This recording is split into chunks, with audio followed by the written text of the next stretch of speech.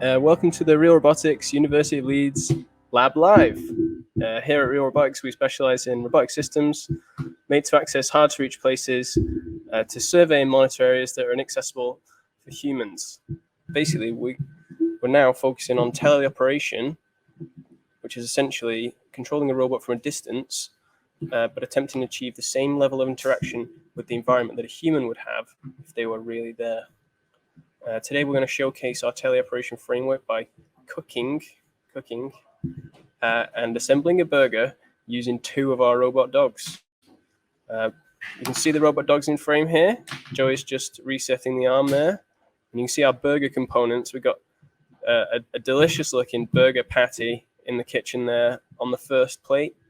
And then we've got our frying pan, which we're going to cook our burger in, give it a shake, and then we'll transfer it to the burger bun on the end there, and then complete the burger, which together these robot dogs are going to help create us a delicious meal which we are not allowed to eat for health and safety reasons. So let's introduce ourselves. I am George Jackson Mills. I'm a postdoc working on miniature robotics. My name is Joseph Humphreys. I am a PhD student focusing on low-level control. Hi, my name is Jingchen Sun, and I'm a first-year PhD student as well. And I'm currently working on jumping robots with gliding abilities.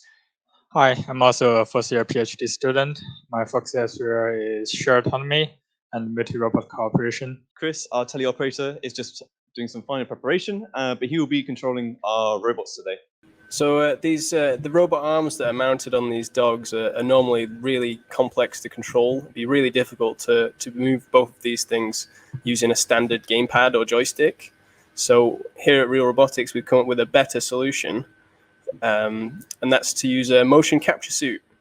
And the suit is being worn by Christopher Pears, who is our top-tier, cream of the crop robotics PhD student.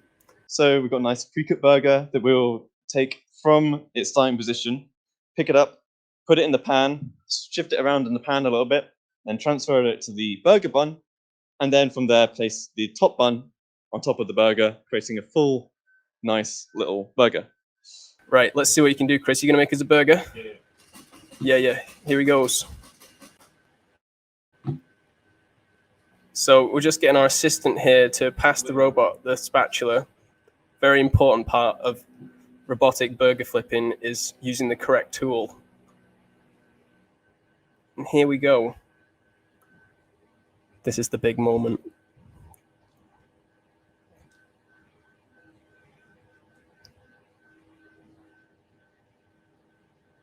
I've never seen such concentration on Chris's face. You can see right now, oh, there we go. He's got the burger. If you look in this view, you can see that Chris's arm is actually being copied by the robot arm on the dog. So when Chris moves his arm, that action is replicated on the robot dog, allowing him to beautifully place that burger into the frying pan. He's now moving the smaller A1 robot dog into position. This one is going to cook the burger. It's going to shake that pan about.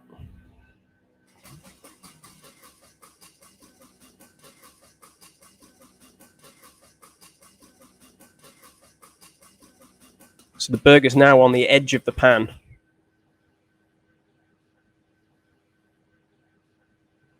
Here we go. We're using the second robot dog to push the burger. Wow. Just like they do in the restaurants.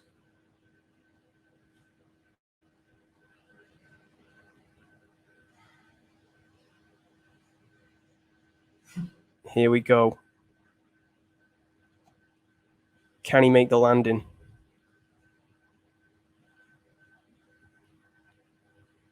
He's made it very tricky for himself because he's not cut this burger bun in a perfect flat plane. There's a bit of bread sticking up on the side. It's not especially flat. But that's just Chris. He loves a challenge. So we've got the second A1 here. He's coming to help out, much like he would with two hands, assemble this burger. Chris is going to use his second robot dog hand to hold the bun whilst the alien go dismounts the burger. Oh, and he's made it. He's made it. Touchdown. Oh, and Chris is overjoyed. It's the final step here. Chris just needs to grab this burger bun. We're going to use the spatula with the A1. You can see this robot arm is mimicking Chris's movements with the capture suit as he drives his arm forward like this underneath the bun. Chris has like motion controls, so when he closes his hand like this, he can control a certain axis of the robot arm. So to activate the robot arm movement by linking it to your arm, you close your fist and then move up and down, and the robot arm will move. And then if you let go, it'll stop tracking your movements. So you can be free to move your arm back into a suitable position, and then grip again and move. So the kind of motion is like a grip and push, and it moves the arm. We're getting really close to a completed burger.